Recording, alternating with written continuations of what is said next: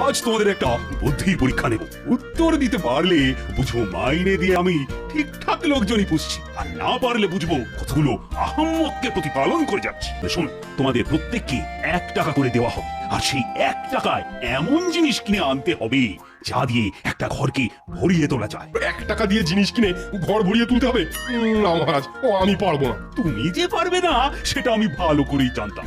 মাথায় তো তোমার ঘিলু বলে কিছু নেই, পুরোটাই গোবর।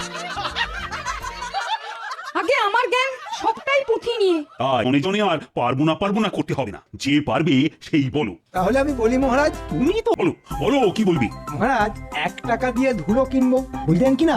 1 টাকায় বস্তা বস্তা ধুলো হবে, আর সেই ধুলো ঘরের মধ্যে ছড়িয়ে দিলেই ঘর ভর্তি। কি মহারাজ, ঠিক বলেছি কিনা?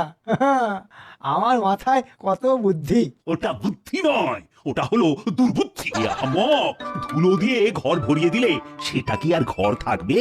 সেটা তো তখন আস্তাকুড় হয়ে যাবে।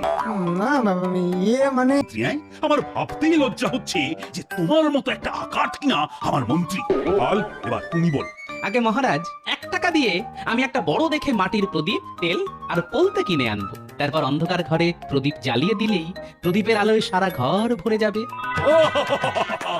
এই না হলে গোপাল। হ্যাঁ, জয় গোপালের জয়, জয় গোপালের বুদ্ধির জয়। শেখো শেখো মন্ত্রী, শেখো, এখনো সময় আছে। পারলে ছুতো এ নাতায় গোপালের সমালোচনা না করে ওর কাছ থেকে